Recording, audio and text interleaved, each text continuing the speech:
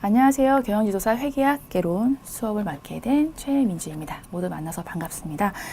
본 수업에 앞서서 우선 어떤 형식으로 회계학 개론을 공부해야 되는지 이러한 부분들에 대해서 같이 얘기해보는 시간 갖고자 오리엔테이션 시간 먼저 갖게 되었고요. 자, 우선 경영지도사 시험에 있어서 회계학 개론 이 부분 어떤 과목들이 나오는지 먼저 살펴보고 가겠습니다. 네, 회계학 개론은요, 크게 두 가지 파트로 이루어져 있고요. 재무회계, 네, 그리고 원가회계, 네, 이렇게 두 가지 파트로 회계학 개론은 출제가 되고 있습니다. 그리고 총 25문제고요.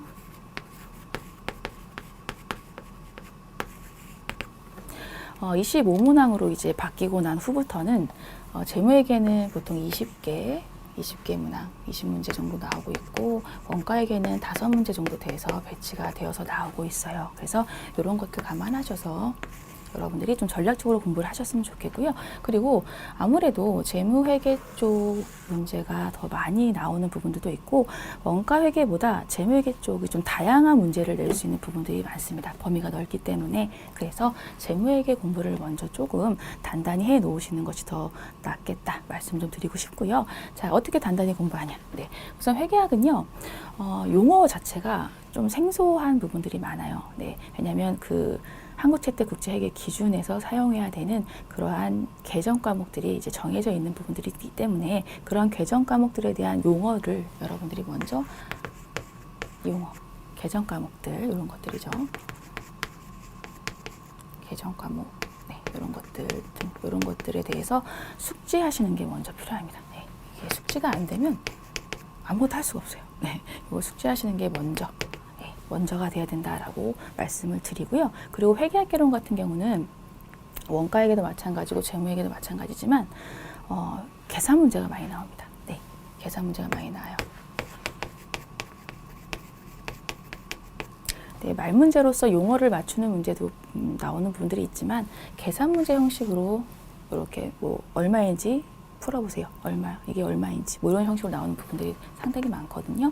그래서 회계학 개론은 여러분들이 좀 부지런하게 손을 많이 움직이면서 수학 풀듯이 이렇게 좀 부지런히 연습하시는 거 이런 것들 좀 강조를 드리고 싶습니다.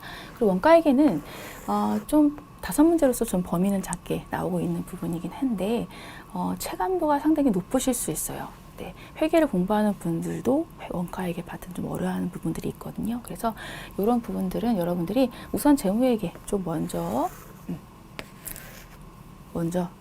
자세하게 단단하게 해놓으시고 그 다음에 원가회계를 하시는 부분으로서 이제 가시면 조금 부담이 좀 덜 되실 거라고 보입니다. 근데 원가회계는 대신에 범위가 상당히 좁아요. 예, 그래서 다양한 문제가 나오는 형식은 아닙니다. 좀 약간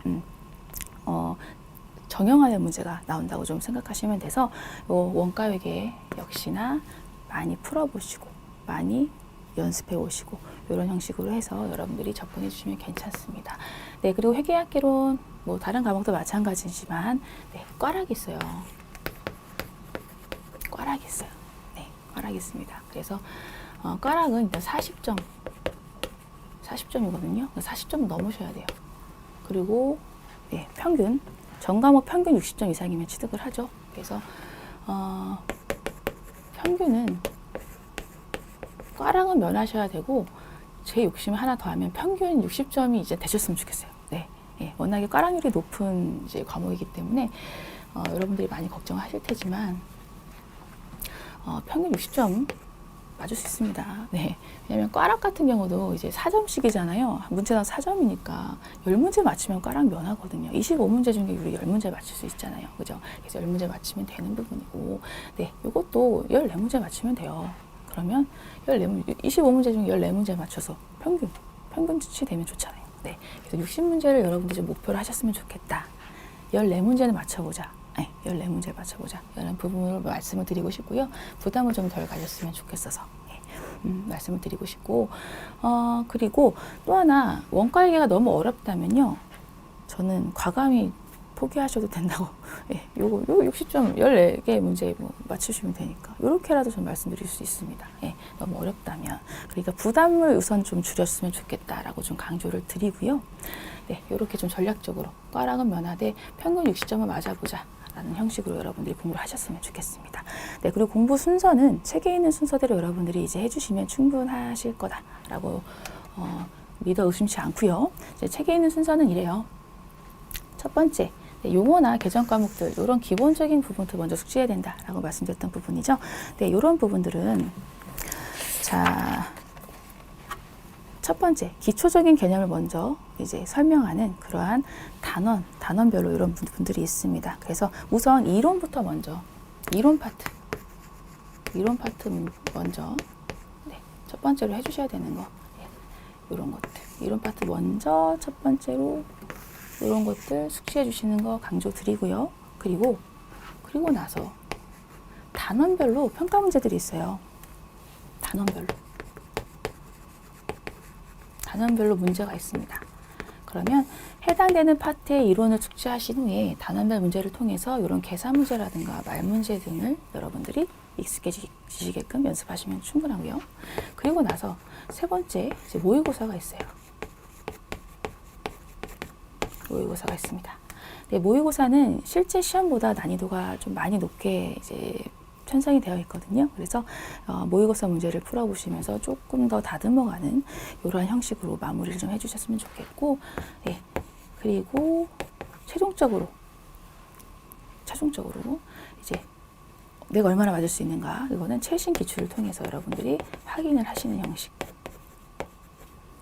이렇게 가주시면 여러분들 충분히 합격선에 다 달 수 있습니다. 그러니까 자신감 있게 너무 부담감 가지지 말고 과락률 높은 과목이래 이러면서 이렇게 하지 마시고요. 예, 이렇게 전략적으로 여러분들이 시간 안배를 해야 되니까 전략적으로 그리고 좀 강한 쪽 본인이 강한 쪽 계산 문제가 강하다 그럼 계산 문제 쪽으로 많이 하시면 되고 원가 같은 경우 다 계산이니까요. 그렇게 하시면 되고 또 외우는 게 난 더 잘한다 그러면 외우는 쪽에 더 치중하시면서 이런 형식으로 해서 요 문제수만큼 우리가 한번 맞춰보자. 네, 이렇게 우리 같이 공부했으면 좋겠습니다. 네, 다 할 수 있습니다. 네, 자신감 가지시는 게 가장 중요해요. 네, 이렇게 해서 우리 자신감 갖고 본 수업 시간에 뵙도록 하겠습니다. 네, 수고 많으셨습니다. 감사합니다.